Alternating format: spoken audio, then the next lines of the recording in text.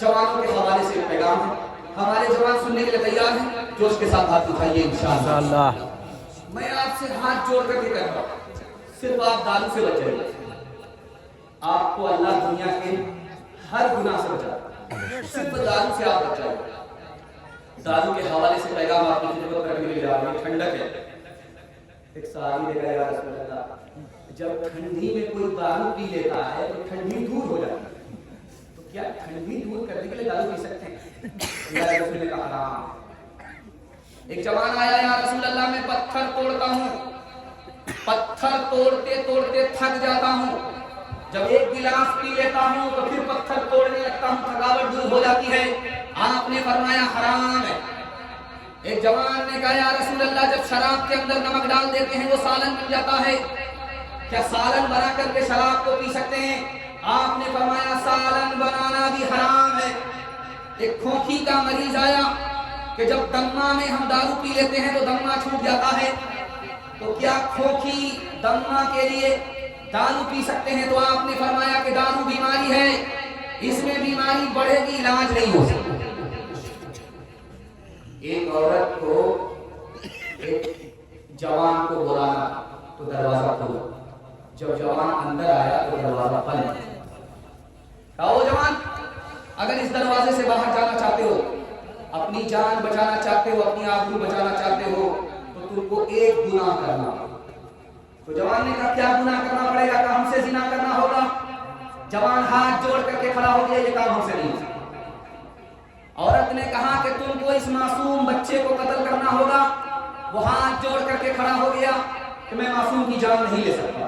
عورت زیادہ چالاک، اس نے جوان کو دھوکہ دیتے ہوئے کہا کہ تم ایک کام کر لو، بہت چھوٹا کام ہے، ایک گلاس دارو پی لو میرے ہاتھ سے، اس کے بعد ہم دروازہ کھول دیں گے، تو دروازے سے باہر چلے۔ جوان نے سوچا کہ ہاں یہ چھوٹا گناہ ہے، ایک گلاس پینے میں کیا لگتا ہے، جان بچانا ہے۔ ایک گلاس جیسے ہی اس نے چڑھایا، نشہ اس کے سر کے اوپر چڑھ گیا۔ اس نے پہلی فرصت میں عورت سے زنا کیا، اس نے اس کے بعد اس معصوم بچے کو جان سے مار ڈالا۔ ایک دارو آئی، سارے گناہ۔ ایک مثال پر پیغام ختم کر رہا۔ ایک آدمی عیسائی تھا، بولا میں بہت بڑا پیکر ہوں، میں نے اپنے دادا کا بھی ریکارڈ توڑا، اپنے باپ کا بھی ریکارڈ توڑا۔ جب دن میں پیتا ہوں تو وزیر اعلیٰ کو باپ کا سالہ بنا، اور جب رات میں پیتا ہوں تو وزیر اعظم کو باپ دادا کا سالہ بنا۔ اگر اسلام لانے کے بعد دارو مل جاتی، میں کلمہ پڑھ کر مسلمان۔ ایک عالم بغل میں تھے، منطق سے کہا کلمہ پڑھ کر مسلمان ہو جاؤ، دانا بانا پیتے رہو، بڑا خوش ہو، چلیے راستہ کر کے۔ جب وہ کلمہ پڑھ کر مسلمان ہو گیا، اس نے دارو کی طرف ہاتھ بڑھایا، اس نے کمر سے کوڑا نکالا کہ اگر تم نے دارو پی 80 کوڑے پا لے۔ اس نے ہاتھ کھینچ لیا اور سر پر ہاتھ رکھ کر کے بولنے لگا افسوس میں مسلمان ہو گیا، اسلام چھوڑ دیتا تو دارو پینے کی اجازت ہوتی۔ انہوں نے تلوار نکالی کہ اگر اسلام چھوڑو گے 2 ٹکڑے کر دوں گا۔ اب اس نے اسلام ترک کا ارادہ بھی بدل دیا، لیکن وہ خوش ہو کر کے بولا مبارک ہو اسلام کے لیے، مبارک ہو اسلام کے لیے۔ کلمہ پڑھ کر کے مسلمان کیا ہو گیا؟ جس دارو کو میرے باپ نے نہیں چھڑایا، میرے دادا نے نہیں چھڑایا، وہ اسلام کی برکت سے چھوٹ گیا۔ سبحان اللہ، سبحان اللہ۔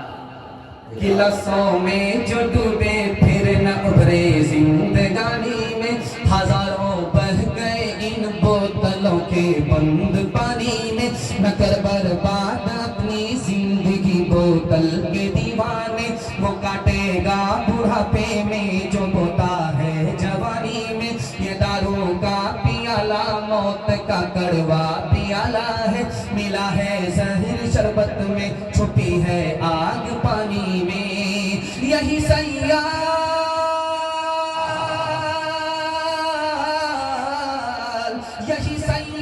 آتش جسم کو بیکار کر دے گی، چلے گی کیا گھڑی غم ہی نہ ہوگا جب کمانی میں، چلے گی کیا گھڑی دم ہی نہ ہوگا جب کمانی میں. یہ جوان سامنے بیٹھا ہوا ہے. اس کا جب جلسہ ہو رہا تھا, آپ سب کا نام کیا ہے؟ عبدالوہاب. یہ جب جلسہ کرا دیتے تو جلسہ ہو رہا تھا ملن میں اور پروپیگنڈا کیا جا رہا تھا پورا. یار یہ جلسہ تو ہو جانے دو, پروپیگنڈا کیا جا رہا. اور اتفاق سے میں سفر دیکھا, کسی کا فون گیا پورا, کھولا حافظ صاحب ملن میں جلسہ